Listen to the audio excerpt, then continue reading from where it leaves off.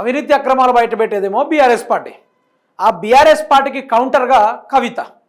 ఎట్లా ఉందంటే రేవంత్ రెడ్డికి ప్రొటెక్టర్గా, రేవంత్ రెడ్డి మనోభావాలు దెబ్బతినకుండా ఈవిడ గారితో డిఫెన్స్ చేపిస్తూ ఉన్నారు. ఇది మీరు వినండి ఎట్లుందంటే, సృజన్ రెడ్డి చిన్నోడట, బీఆర్ఎస్ ఆయన వెనకాల ఎందుకు పడ్డది, మరి మీరెందుకు బీఆర్ఎస్ వెనకాల పడ్డారు, మరి మీరెందుకు బీఆర్ఎస్ వెనకాల పడ్డారు, మీకేం సంబంధం, మీకు 6 గ్యారెంటీలు గుర్తురావా మేడం, లేకుంటే రేవంత్ రెడ్డి స్కాములు మీకు గుర్తురావా, మూసి ప్రక్షాళన మీకు గుర్తురాదా, లగచర్ల విషయం మీకు గుర్తురాదా, ఈరోజు హైడ్రా మీకు గుర్తురాదా, ఏది మీకు గుర్తురాదు, బట్ మీరెందుకు బీఆర్ఎస్ పార్టీ వెనకాల పడ్డారు అనేది నా డౌటు. ఈరోజు తెలంగాణ రాష్ట్ర ప్రజల వెనకాల మీరెందుకు పడతలేరు, రాష్ట్ర ప్రజల సమస్య వెనకాల మీరెందుకు పడతలేరు. పావలాకి పనికిరాని పార్టీ ఏదైనా ఉందా అంటే అది జాగృతి పార్టీ మాత్రమే. అందులోని పావలాకి పనికిరాని సబ్జెక్ట్ లేని నాయకులు ఉన్నారు అందులో చాలామంది.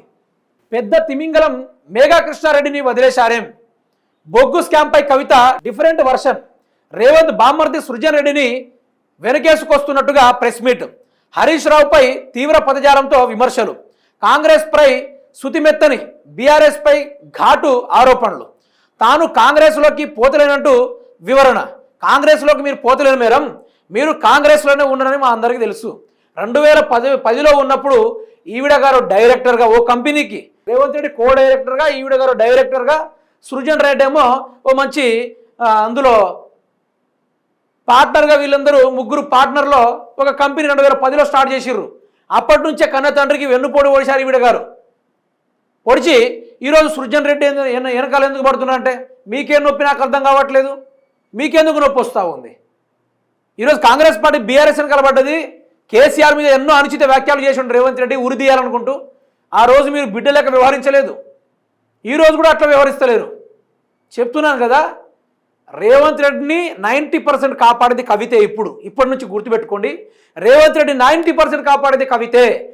రేవంత్ రెడ్డి పైన ఏ నాయకుడైనా, రేవంత్ రెడ్డి దొంగతనాలు ఎవరైనా ప్రెస్ మీట్లో మాట్లాడితే ఈవిడ గారికి బాగా నొప్పి అవుతా ఉంది. ఇప్పుడు సృజన్ రెడ్డి పేరు పదే తీస్తూ ఉంటే వాళ్ళ పార్ట్నర్ కదా, వాళ్ళ కంపెనీలో పార్ట్నర్ కాబట్టి, వాళ్ళందరూ బిజినెస్ మ్యాన్లు కాబట్టి ఆయన పేరు రాకుండా అతన్ని కాపాడే కార్యక్రమాల దిశగా మేడం గారు పనిచేస్తూ ఉన్నారు. సృజన్ రెడ్డి వెనకాల ఎందుకు పడ్డారు అంటే, మీరు బీఆర్ఎస్ పార్టీ వెనకాల ఎందుకు పడ్డారు, ఈ లొల్లేంది కథ ఏంది, తెలంగాణ రాష్ట్ర ఈ జాగృతి అనే పార్టీ కాంగ్రెస్ పార్టీని కాపాడడానికి ఉందా, లేకుంటే బీఆర్ఎస్ పార్టీ తిట్టడానికి ఉందా, ప్రజల కోసం కాదా.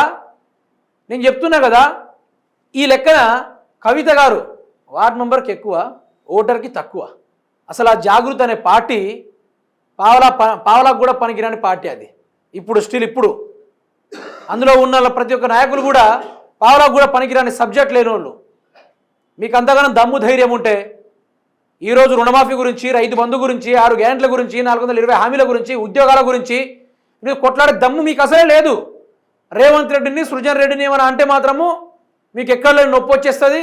ఇక దాని మీద ప్రెస్ మీట్ పెడతారు. కాంగ్రెస్లో మీరు క్లారిటీ ఇవ్వడు కాదు, ఇది అర్థమవుతుంది మీరే కాంగ్రెస్లో ఉన్నారు అనేది మీకు ఇక్కడ చూపెడతా. ఇవి మీరే చూడండి. ఇక్కడ Revanth, Kavitha, Srujan Reddy business partners with ఆధారాలతోటి ఏ కంపెనీ అది, అడికోర్ ఇన్ఫ్రాస్ట్రక్చర్ ప్రైవేట్ లిమిటెడ్.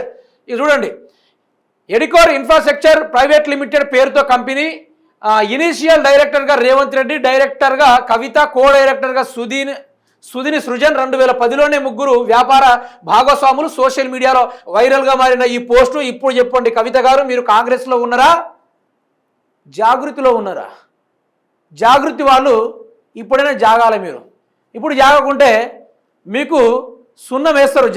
జాగృతిని నమ్ముకున్న కొంత ఉన్న లీడర్లు ఎవరైతే ఉన్నారు కదా, మీకు కవిత గారు ఏదో ఒక రోజు తెల్ల సున్నం వేస్తుంది. మీరు ఏం చేయాలో అర్థం కాక తెల్ల ముఖాలు వేసుకొని మళ్ళీ వస్తారు. నేను ఒకటే చెప్తున్నా, కవిత రేవంత్ రెడ్డిని కాపాడుతున్నారు, అంతే. ఇది ఒక్కటి మీరు ఫిక్స్ అయిపోండి.